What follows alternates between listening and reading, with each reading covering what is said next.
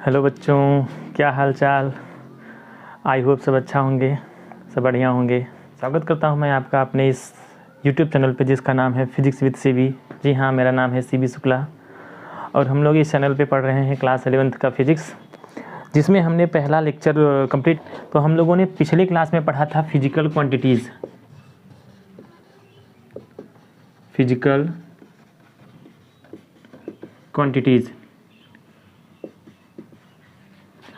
Quantities क्या होता था, क्या था? वो सभी क्वांटिटीज़ जिसको हम मेजर कर सकते हैं और जिसके टर्म में फिजिकल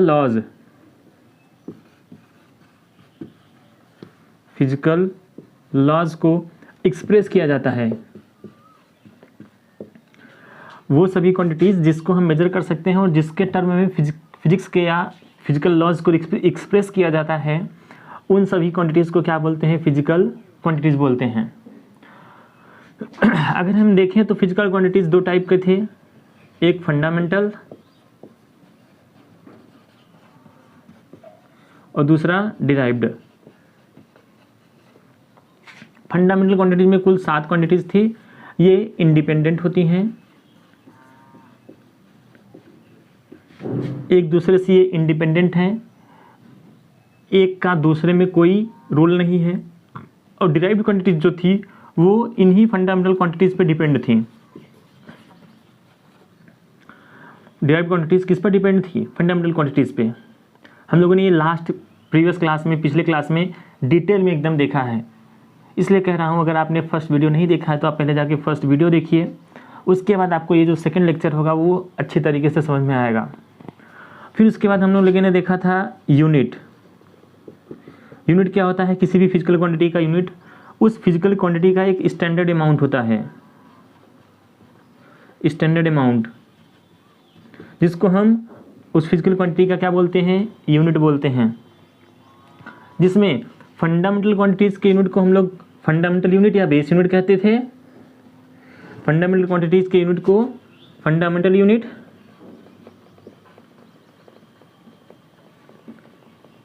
और डिराइव्ड क्वांटिटीज़ के यूनिट को कहते थे डिराइव्ड यूनिट।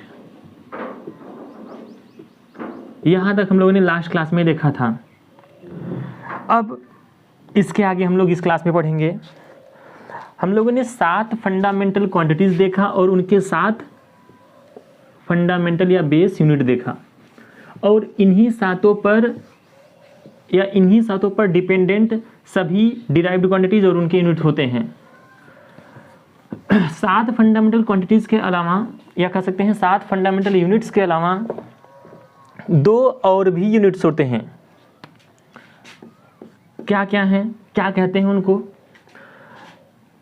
देयर आर 2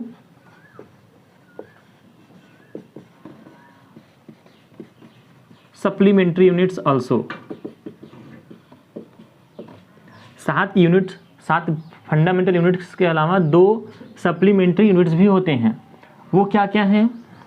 पहला है प्लेन एंगल के लिए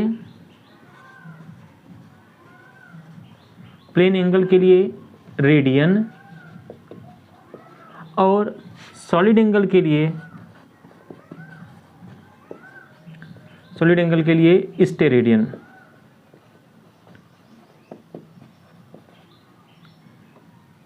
सॉलिड एंगल के लिए स्टेरेडियन। अब प्लेन एंगल और सॉलिड एंगल होता क्या है, इसको हम लोग डिटेल में देखेंगे। वीडियो पॉज करके आप समय समय पर जो भी इम्पोर्टेंट टर्म्स, जो भी चीज़ें हैं, उसको आप नोट कर लिया करिए। जब भी आप वीडियो देखें तब आप अपने साथ कॉपी और पेन को लेकर बैठिए। जो भी इम्पोर्टेंट टर्म्स आए हैं उसको आप नोट डाउन कर लिया करिए। हम लोगों ने देखा 2 सप्लीमेंट्री यूनिट्स, कौन कौन से? रेडियन और steradian. Radian for plane angle और स्टेरेडियन फॉर सॉलिड एंगल। अब प्लेन एंगल और सॉलिड एंगल होता क्या क्या है, इसको देखते हैं और फिर आगे बढ़ेंगे हम लोग।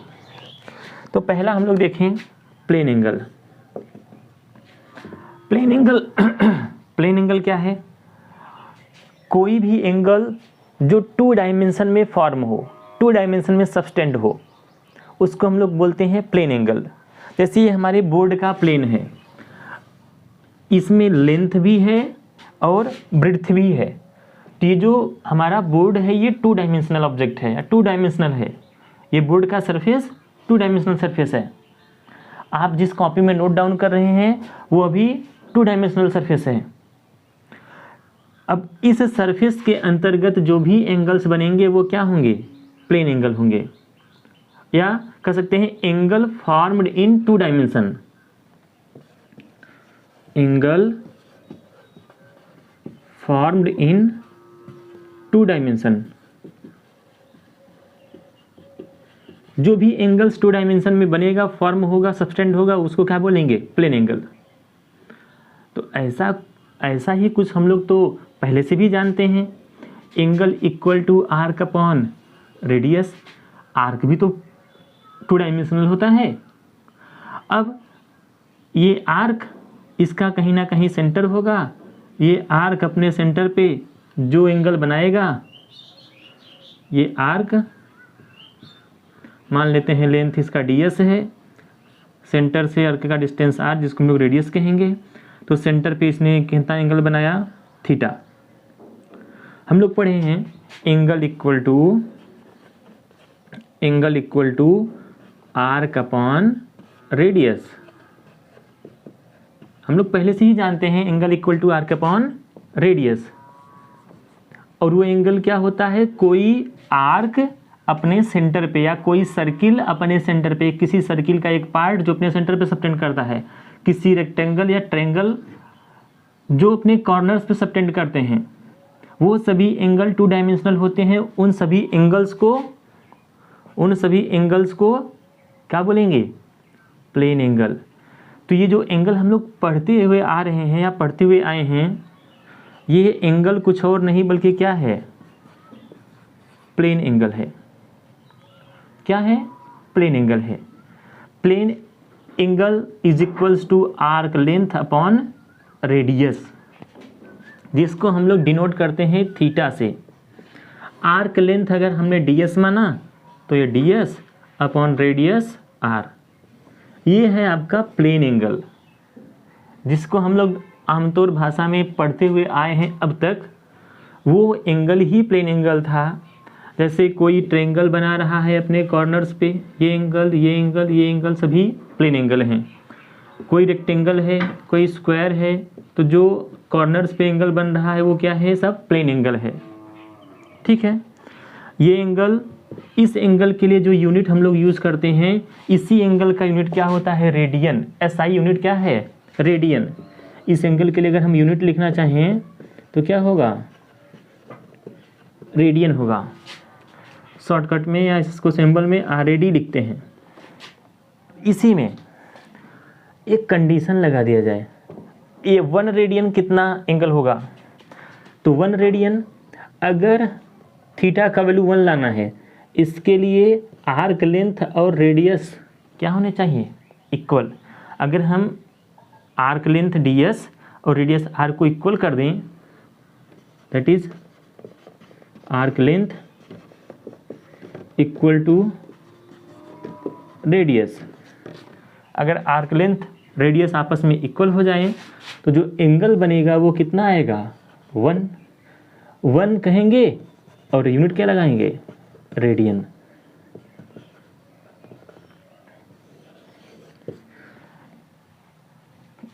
वन रेडियन वो एंगल होता है जो कोई भी आर्क लेंथ या कोई भी आर्क जो किसके इक्वल हो?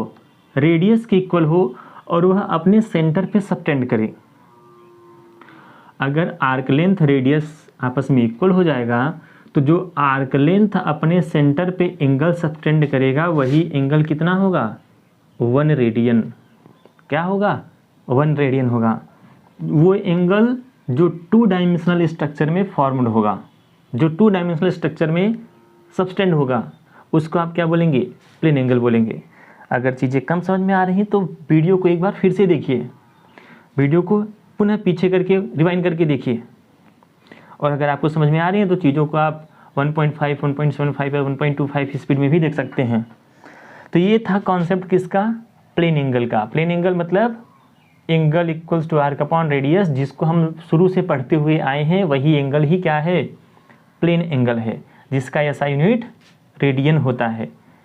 अब इसके अलावा हम लोग अब वीडियो को पहले पॉज करके चीज़ों को नोट डाउन कर लेंगे। हम मिटा रहे हैं, इसको इरेज कर रहे हैं।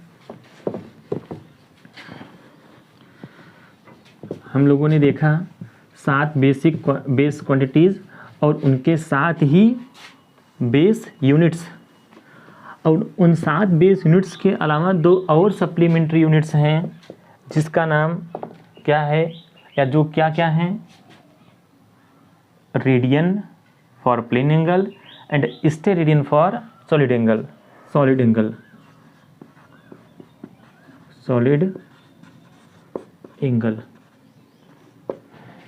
अब सॉलिड एंगल क्या है, तो वो एंगल जो किसी 3D स्ट्रक्चर में फॉर्म्ड हो। एंगल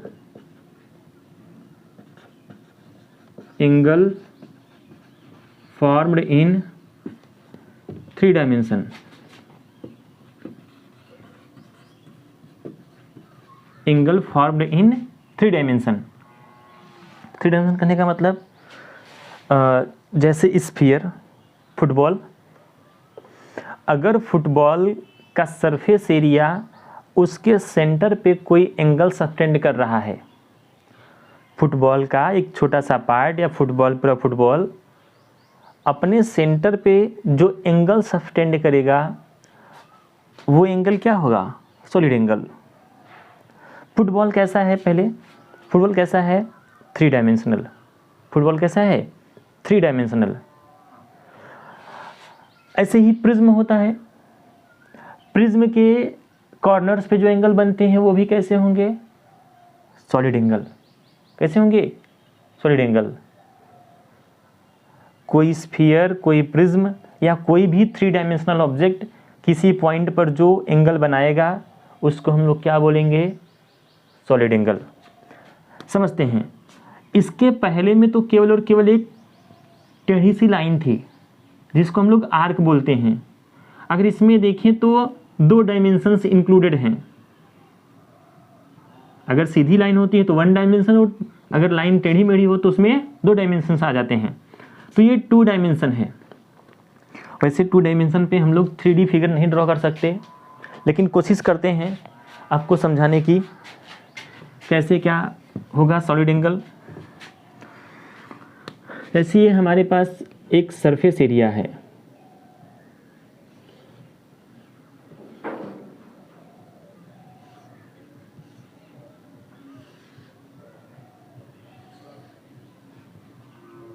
ये हमारे पास एक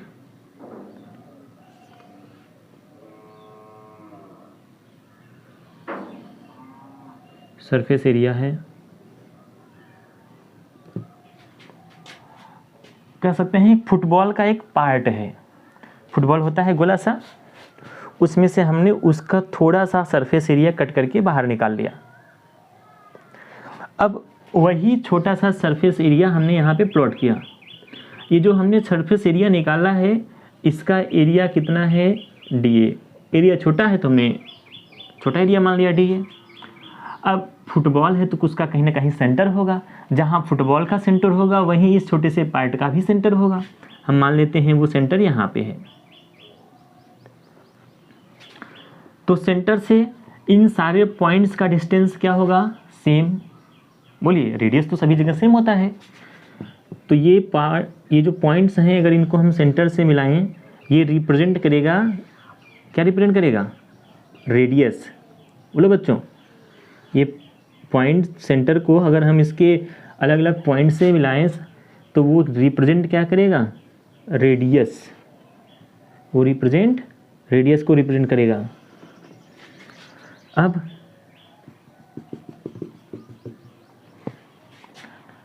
यहाँ पर ये जो छोटा सा पार्ट, स्फीयर का एक पार्ट, जो अपने सेंटर पे जो ये एंगल सब्टेंड कर रहा है, अपने सेंटर पे जो एंगल सब्टेंड कर रहा है, ये एंगल ही क्या है,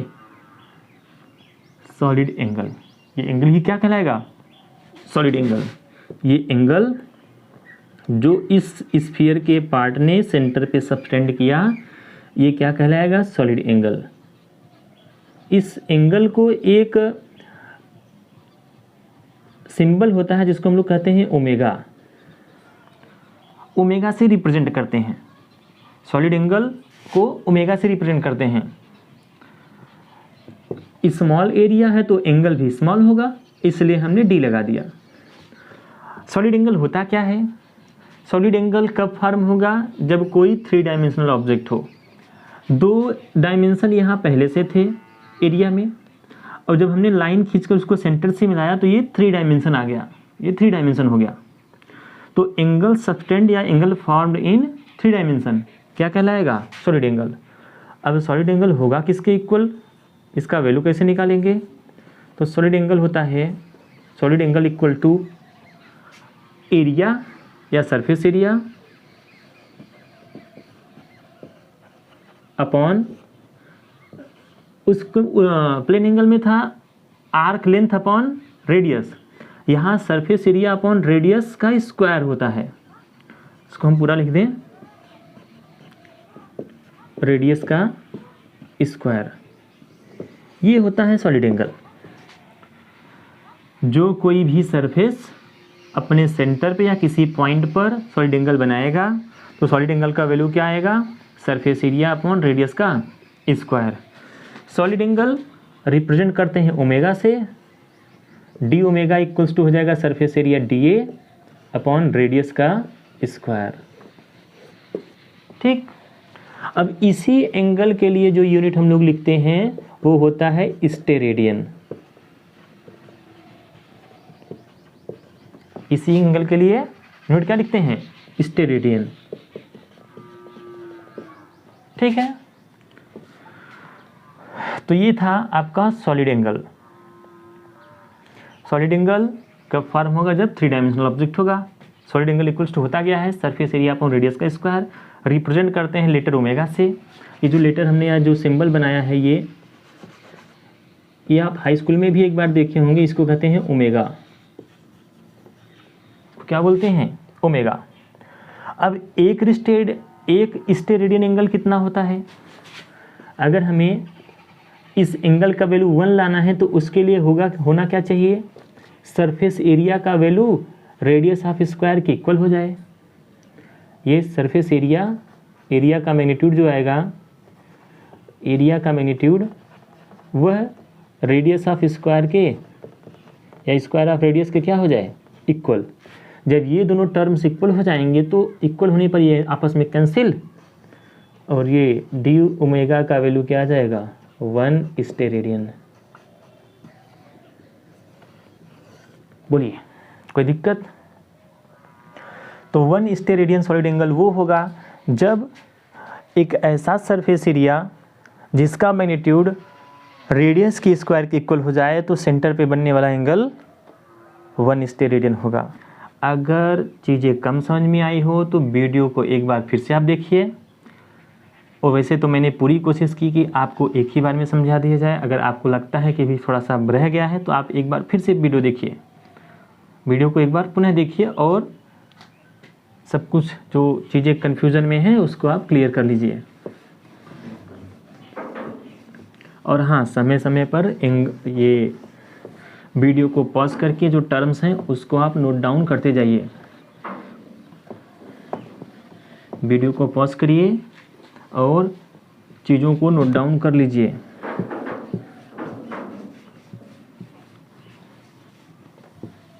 ये था supplementary unit, radian for plane angle and steradian for solid angle.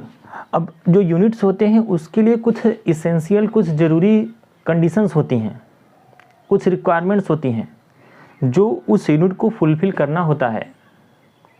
अगर कोई यूनिट बन रहा है, कोई यूनिट प्रिपेयर किया जा रहा है तो उसके लिए कुछ रिक्वायरमेंट्स हैं।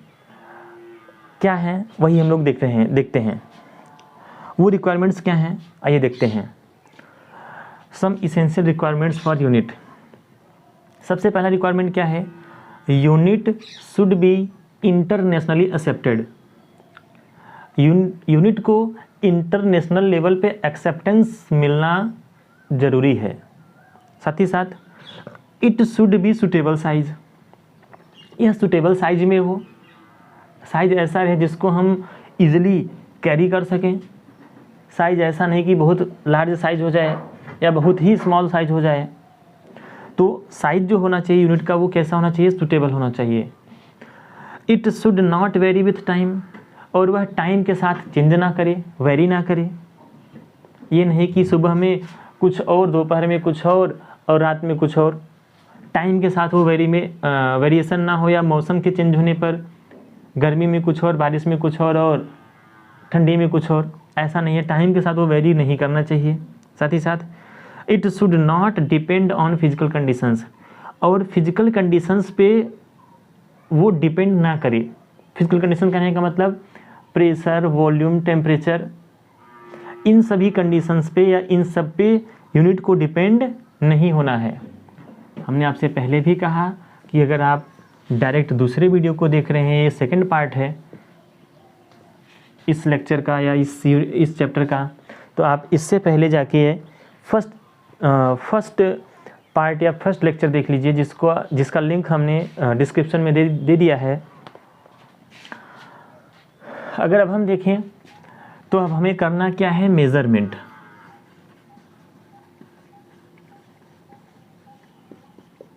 क्या करना है, मेज़रमेंट। किसका मेज़रमेंट करना है, फिजिकल क्वांटिटीज़ का। फिजिकल क्वांटिटीज़ का हमको क्या करना है, मेज़रमेंट। तो मेज़रमेंट के लिए सबसे ज़रूरी चीज़ क्या है, मेज़रमेंट के लिए हमें दो चीज़ों की आवश्यकता होती है। मेज़रमेंट के लिए हमें किसकी आवश्यकता होती है, दो चीज़ों की। पहला न्यूमेरिकल वैल्यू, जिसको हम लोग मैग्नीट्यूड भी कहते हैं, और दूसरा यूनिट। तो यूनिट हम लोगों ने देख लिया। यूनिट हम लोग पढ़ चुके हैं, जान चुके हैं कि यूनिट क्या होता है। यूनिट किसी भी फिजिकल क्वांटिटी का एक स्टैंडर्ड अमाउंट होता है, उसी को हम लोग क्या बोलते हैं, यूनिट बोलते हैं। अब मेज़रमेंट क्या है, मेज़रमेंट करने के बाद हमको उसको एक्सप्रेस भी करना होगा इन टर्म्स ऑफ नंबर। तो जैसे हमने मास का मेज़रमेंट किया, वो आ गया 10 kg, 10 kg। अब इसमें जो ये 10 है, नंबर है, ये जो 10 है, इसको हम लोग कहते हैं न्यूमेरिकल वैल्यू या मैग्नीट्यूड। ये न्यूमेरिकल वैल्यू है, 10 जो है वो न्यूमेरिकल वैल्यू है मास का। और ये जो केजी है, केजी को क्या बोलते हैं, यूनिट। किसी भी फिजिकल क्वांटिटी का मेजरमेंट कुछ और नहीं बल्कि कंपैरिजन होता है उसके स्टैंडर्ड अमाउंट के साथ, जिसको हम लोग यूनिट कहते हैं। फिजिकल क्वांटिटी का मेजरमेंट कुछ और नहीं बल्कि कंपैरिजन है उसके स्टैंडर्ड अमाउंट से। बार बार कंपैरिजन जो हम कर रहे हैं उसी प्रोसेस को क्या बोलते हैं, मेजरमेंट। मेजरमेंट क्या है, इसको हम कैसे डिफाइन कर सकते हैं, it is the comparison, it is the comparison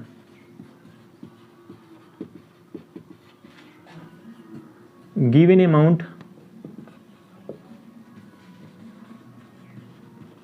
it is the comparison of given amount of physical quantity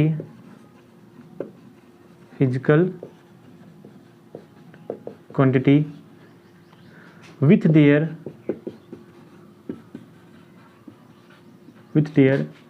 standard amount,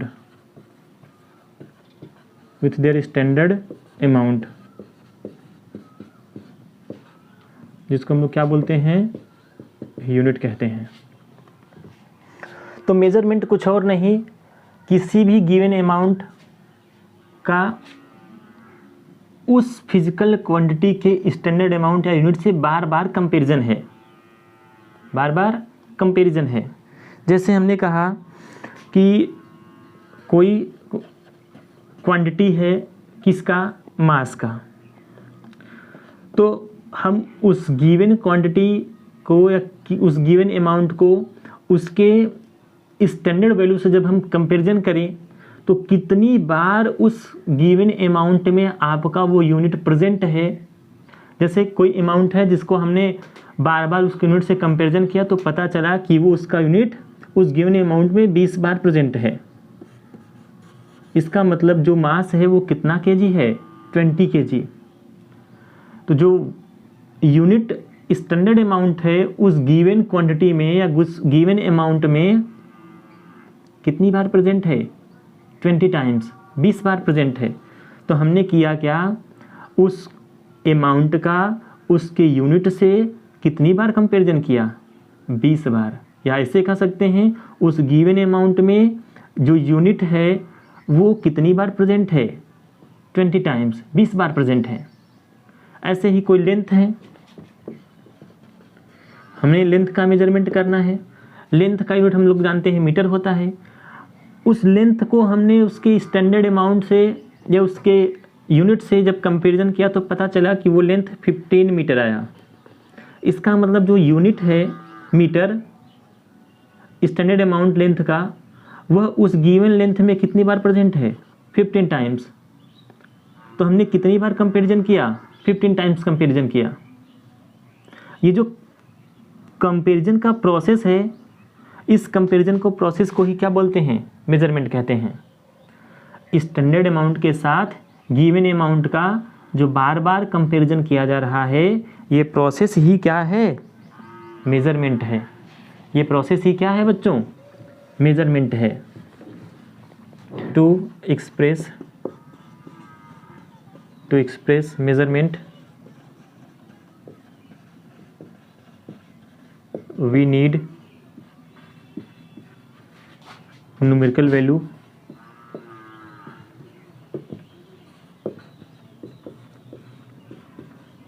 and unit। Measurement को एक्सप्रेस करने के लिए हमें क्या चाहिए, न्यूमेरिकल वैल्यू चाहिए और यूनिट चाहिए। अगर हमारे पास न्यूमेरिकल वैल्यू n और यूनिट u हो तो हम मेजरमेंट को ऐसे लिख सकते हैं, q quantity equals to n followed by u। Q equals to क्या लिखेंगे, n u equals to n u। Mass जैसे है तो मास को मेजर करके हमने लिखा 20 kg। 20 क्या है, न्यूमेरिकल वैल्यू n और kg क्या है, यूनिट u। ऐसे ही लेंथ को हमने मेजर किया 100 मीटर, तो 100 क्या है, मैग्नीट्यूड n या न्यूमेरिकल वैल्यू n और unit metre, unit u। Time को मेजर किया 40 सेकेंड, तो 40 क्या है, न्यूमेरिकल वैल्यू या मैग्नीट्यूड n और सेकेंड है यूनिट u। अगर हम देखें तो न्यूमेरिकल वैल्यू और मैग्नीट्यूड में एक रिलेशन होता है। न्यूमेरिकल वैल्यू और मैग्नीट्यूड में एक रिलेशन होता है। क्या होता है, न्यूमेरिकल वैल्यू और मैग्नीट्यूड एक दूसरे के इनवर्सली प्रोपोर्शनल होते हैं। न्यूमेरिकल वैल्यू और यूनिट मतलब साइज ऑफ यूनिट एक दूसरे के इनवर्सली प्रोपोर्शनल होते हैं।